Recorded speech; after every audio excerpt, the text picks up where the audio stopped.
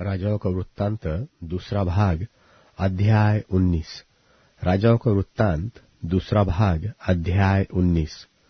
जब हिजकिय्याह राजा ने यह सुना, तब वह अपने वस्त्र फाड़ टाट ओढ़कर यहोवा के भवन में गया, और उसने एल्याकीम को जो राजघराने के काम पर था, और शेबना मंत्री को, और याजकों के पुरनियों को जो सब टाट ओढ़े हुए थे, आमोस के पुत्र यशायाह भविष्यवक्ता के पास भेजा। उन्होंने उससे कहा, हिजकिय्याह यो कहता है, आज का दिन संकट और उल्हने और निंदा का दिन है। बच्चे जन्मते हुए जच्चा को जन्म देने का बल न रहा। कदाचित तेरा परमेश्वर यहोवा रबशाके की सब बातें सुने, जिसे उसके स्वामी अश्शूर के राजा ने जीवते परमेश्वर की निंदा करने को भेजा है, और जो बातें तेरे परमेश्वर यहोवा ने सुनी है, उन्हें डपटे। इसलिए तू इन बचे हुओं को लिए जो रह गए हैं प्रार्थना कर। जब हिजकिय्याह राजा के कर्मचारी यशायाह के पास आए, तब यशायाह ने उनसे कहा, अपने स्वामी से कहो, यहोवा यो कहता है कि जो वचन तूने सुने हैं, जिनके द्वारा अश्शूर के राजा के जनों ने मेरी निंदा की है, उनके कारण मत डर। सुन, मैं उसके मन में प्रेरणा करूंगा कि वह कुछ समाचार सुनकर अपने देश को लौट जाए, और मैं उसको उसी के देश में तलवार से मार डालूंगा। तब रबशाके ने लौटकर अश्शूर के राजा को लिब्ना नगर से युद्ध करते पाया, क्योंकि उसने सुना था कि वह लाकीश के पास से उठ गया है। और जब उसने कूश के राजा तिरहाका के विषय यह सुना कि वह मुझसे लड़ने को निकला है, तब उसने हिजकिय्याह के पास दूतों को यह कहकर भेजा, तुम यहूदा के राजा हिजकिय्याह से यो कहना, तेरा परमेश्वर जिसका तू भरोसा करता है, यह कहकर तुझे धोखा न देने पाए कि यरूशलेम अश्शूर के राजा के वश में न पड़ेगा। देख, तूने तो सुना है अश्शूर के राजाओं ने सब देशों से कैसा व्यवहार किया है, उन्हें सत्यानाश कर दिया है। फिर क्या तू बचेगा? गोजान और हारान और रेसेप और तलस्सार में रहने वाले एदेनी, जिन जातियों को मेरे पुरखाओं ने नाश किया, क्या उनमें से किसी जाति के देवताओं ने उनको बचा लिया? हमात का राजा और अर्पाद का राजा और सपवैम का नगर का राजा और हेना और इव्वा के राजा, ये सब कहाँ रहे? इस पत्री को हिजकिय्याह ने दूतों के हाथ से लेकर पढ़ा। तब यहोवा के भवन में जाकर उसको यहोवा के सामने फैला दिया, और यहोवा से यह प्रार्थना की कि हे इस्राएल के परमेश्वर यहोवा, हे करूबों पर विराजने वाले, पृथ्वी के सब राजाओं के ऊपर केवल तू ही परमेश्वर है। आकाश और पृथ्वी को तू ही ने बनाया है। हे यहोवा, कान लगाकर सुन। हे यहोवा, आंख खोलकर देख और सन्हेरीब के वचनों को सुन ले, जो उसने जीवते परमेश्वर की निंदा करने को कहला भेजे है। हे यहोवा, सच तो है कि अश्शूर के राजाओं ने जातियों को और उनके देशों को उजाड़ा है, और उनके देवताओं को आग में झोंका है, क्योंकि वे ईश्वर न थे। वे मनुष्यों के बनाए हुए काठ और पत्थर ही के थे, इस कारण वे उनको नाश कर सके। इसलिए अब हे हमारे परमेश्वर यहोवा, तू हमें उसके हाथ से बचा, कि पृथ्वी के राज्य राज्य के लोग जान ले कि केवल तू ही यहोवा है।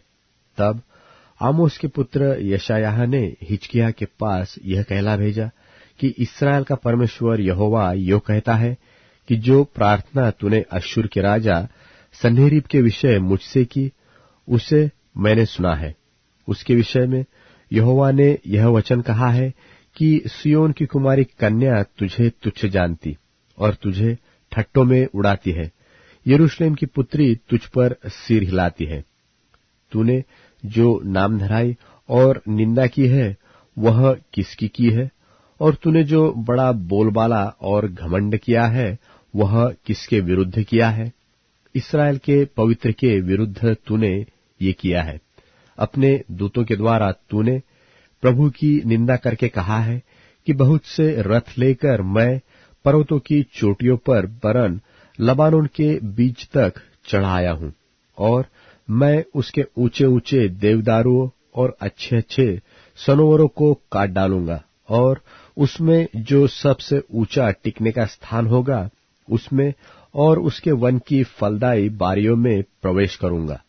मैंने तो खुदवा कर परदेश का पानी पिया, और मिस्र की नहरों में पांव धरते ही उन्हें सुखा डालूंगा। क्या तूने नहीं सुना कि प्राचीन काल से मैंने यही ठहराया और अगले दिनों से इसकी तैयारी की थी? उन्हें अब मैं पूरा भी किया है कि तू गढ़वाले नगरों को खंडहर ही खंडहर कर दे। इसी कारण उनके रहने वालों का बल घट गया, वे विस्मित और लज्जित हुए।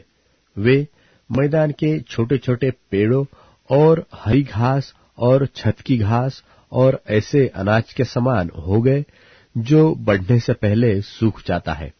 मैं तो तेरा बैठा रहना और कूच करना और लौटाना जानता हूं, और यह भी कि तू मुझ पर अपना क्रोध भड़काता है। इस कारण कि तू मुझ पर अपना क्रोध भड़काता और तेरे अभिमान की बातें मेरे कानों में पड़ी है, मैं तेरी नाक में अपनी नकेल डालकर और तेरे मुंह में अपना लगाम लगाकर जिस मार्ग से तू आया है उसी से तुझे लौटा दूंगा। और तेरे लिए यह चिन्ह होगा कि इस वर्ष तो तुम उसे खाओगे जो आप से आप उगे, और दूसरे वर्ष उसे जो उत्पन्न हो वही खाओगे, और तीसरे वर्ष बीज बोने और उसे लवने पाओगे, और दाख की बारियां लगाने और उनका फल खाने पाओगे। और यहूदा के घराने के बचे हुए लोग फिर जड़ पकड़ेंगे और फलेंगे भी, क्योंकि यरूशलेम में से बचे हुए और सियोन पर्वत के भागे हुए लोग निकलेंगे। यहोवा यह काम अपनी जलन के कारण करेगा। इसलिए यहोवा अश्शूर के राजा के विषय में यो कहता है कि वह इस नगर में प्रवेश करने वरन इस पर एक तीर भी मारने न पाएगा, और न वह ढाल लेकर इसके सामने आने व इसके विरुद्ध दमदमा बनाने पाएगा।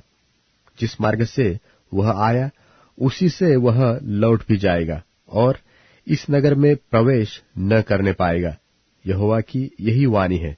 और मैं अपने निमित्त और अपने दास दाऊद के निमित्त इस नगर की रक्षा करके उसे बचाऊंगा। उसी रात में क्या हुआ कि यहोवा के दूत ने निकलकर अश्शूरियों की छावनी में 1,85,000 पुरुषों को मारा। और भोर को जब लोग सवेरे उठे तब देखा कि लोथ ही लोथ पड़ी है। तब अश्शूर का राजा सन्हेरीब चल दिया और लौटकर निनवे में रहने लगा। वहां वह अपने देवता निस्त्रोक के मंदिर में दंडवत कर रहा था कि अदमेलेक और सेरेसेर ने उसको तलवार से मारा और अरारात के देश में भाग गए, और उसी का पुत्र इस हरदोन उसके स्थान पर राज्य करने लगा।